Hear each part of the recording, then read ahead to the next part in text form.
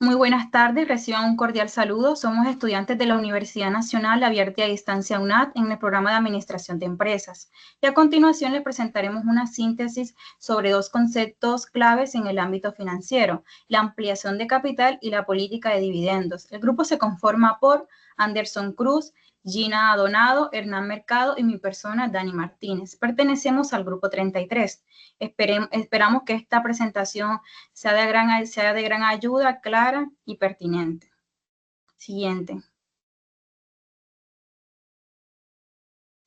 Los objetivos de aprendizaje. Primero, identificar las etapas y requisitos legales y contables del proceso de ampliación de capital en una sociedad, incluyendo la emisión de acciones, suscripción, inscripción en el registro mercantil y los efectos sobre el balance general y ratios financieros. Segundo, analizar las implicaciones de la política de dividendos en la estructura de capital y la estrategia financiera de una empresa, diferenciando entre políticas de alta distribución y alta retención, así como su relación con el ciclo de vida empresarial. Y tercero, comparar las ventajas y desventajas de financiar una empresa mediante ampliación del capital frente al endeudamiento, considerando aspectos como el control accionario, costes financieros, dilución del BPA y efectos fiscales. Siguiente.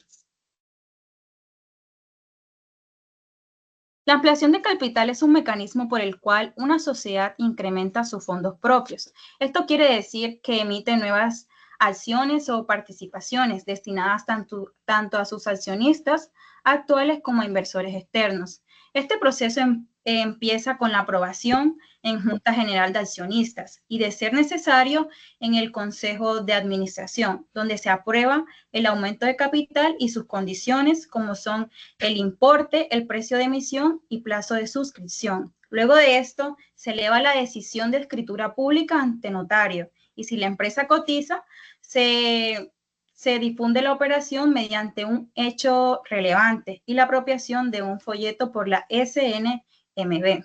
Siguiente.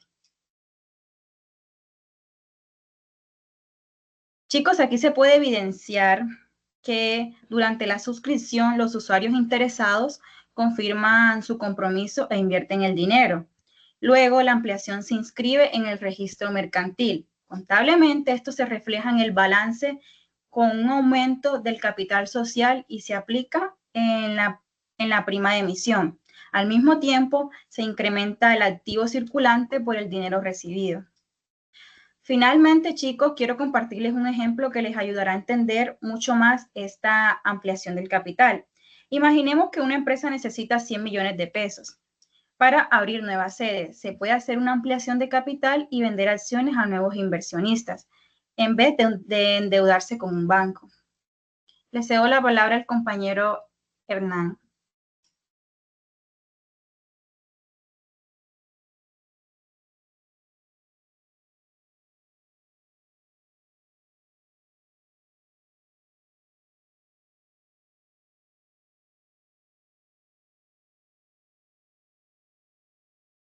Continuando con lo que dice mi compañera, más aún cuando la cuenta de resultados no aparecen ni ingresos ni gastos operativos directos por la ampliación. Esto no aparece porque se está haciendo una operación financiera, más no una operación comercial. El BPA se ve afectado porque entre más acciones o entre más acciones entren al mercado, entonces más se va, o sea, las ganancias, entre más acciones hayan, más se van a repartir las ganancias. Por eso es que el BPA se ve afectado. Siguiente.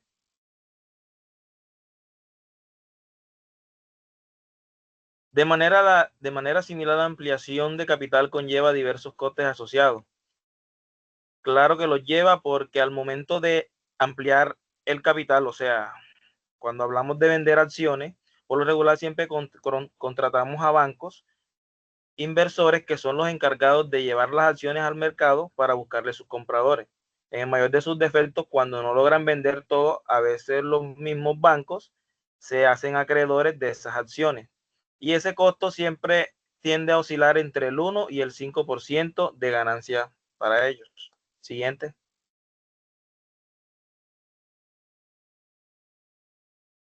Del mismo modo, y haciendo una comparación con el endeudamiento, la ampliación de capital no genera cargas de intereses periódicos y refuerza directamente el patrimonio neto, mejorando los ratios de apalancamiento sin implicar vencimientos ni costes con vanes financieros. Cuando se hace la venta de acciones, el dinero de ganancia siempre va a ir directo al patrimonio neto. Siempre va a aumentar el patrimonio neto de la empresa y las deudas se van a quedar congeladas porque no estamos trabajando con deudas ni con préstamos. Solamente estamos vendiendo acciones para generar ganancia y utilizar ese dinero ya sea en mejoramientos de la empresa o para ampliar, ampliar los movimientos de la empresa. Ahora los dejo con mi compañero Anderson, que les va a seguir compartiendo más información. Ahora bien, la política de dividendos es el conjunto de directrices que una empresa sigue para decidir cuántas de sus ganancias se pueden distribuir en los accionistas como dividendos y cuánto puede reinvertir en el negocio. Esta política es fundamental porque influye en la percepción que las personas, los accionistas, tienen frente a la liquidez y a la estrategia del crecimiento de la empresa a un largo plazo. Sin embargo, pues la forma de que se retribuyen a estos accionistas sus utilidades claramente va a tener un impacto en la estructura de capital de la sociedad. Es decir, si la empresa otorga un alto porcentaje de beneficios a los accionistas, afecta grandemente al momento de que la empresa quiera hacer una ampliación de capital, al momento en que la empresa quiera hacer un proyecto de inversión, no va a poder porque esos altos porcentajes de dividendos que les dio a sus accionistas van a ser prácticamente para ellos y la empresa no se va a reinvertir nada. Entonces hay que tener mucho cuidado con esta política de dividendos porque de alguna u otra manera, si se dan esos altos porcentajes, se tendrá que recurrir a fuentes de financiamiento externo, que es lo que no queremos llegar, prácticamente a recurrir a esas fuentes de financiamiento como bancos. Es por esto que claramente es de suma importancia que exista claramente una política que fortalezca la estructura financiera, pero que también pues mejore los índices de solvencia de la empresa y genere una buena cobertura. Sin embargo, debe ir de acompañada de una buena estrategia de reinversión. De lo contrario, pues se disluye la rentabilidad del accionista porque va a haber un menor ROE y esto puede desincentivar la inversión de ese accionista. Seguidamente de esto, pues vamos con la compañera Gina.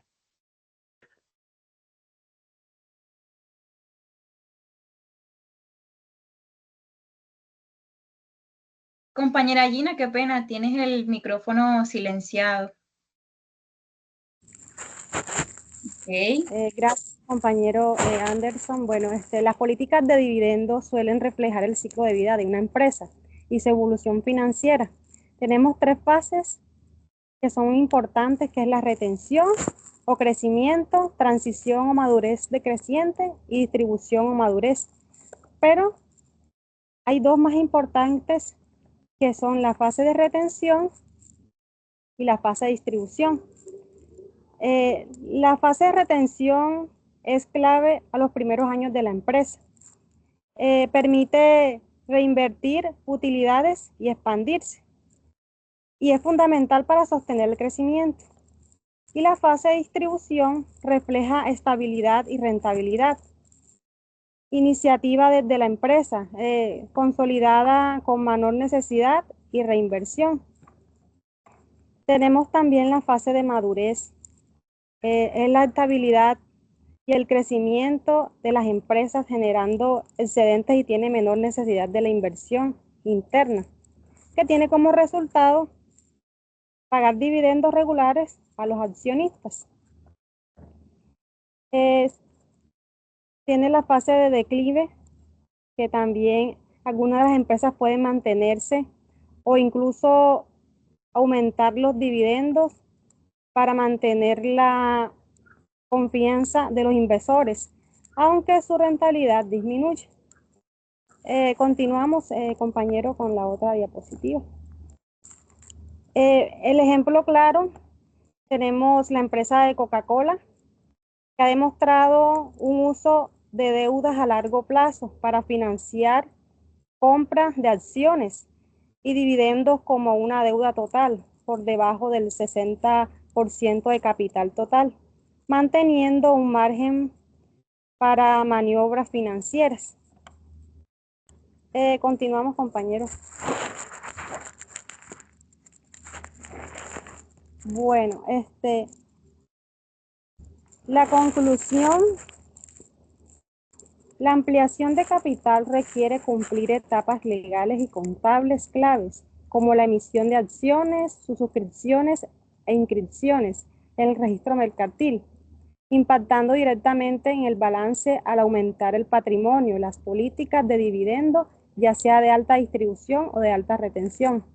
Deban alinearse con el ciclo de vida de la empresa y su estrategia financiera.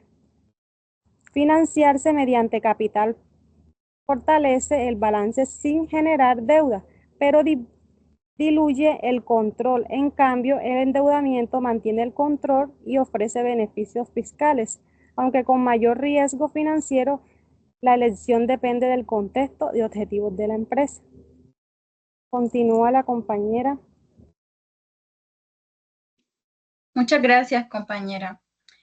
Chicos, finalmente quiero compartirles una pequeña conclusión que también les servirá de gran ayuda para la interpretación de estos dos conceptos.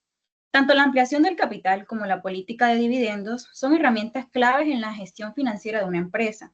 La primera permite conseguir recursos sin endeudarse y la segunda ayuda a equilibrar entre recuperar a los inversionistas y crecer como empresa. Recordemos que es importante que como futuros administradores de empresa, tomar buenas decisiones en estos temas puede fortalecer la posición de la empresa en el mercado y aumentar su valor a largo plazo. Siguiente, compañero.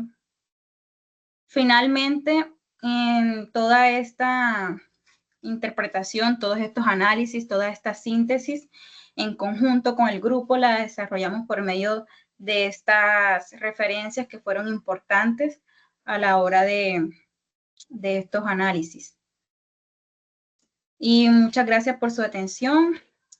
Compañeros, gracias a ustedes por tomarse el tiempo de realizar esta grandiosa síntesis que es muy importante, no solo para el proceso educativo, sino también para el proceso profesional de cada uno de nosotros.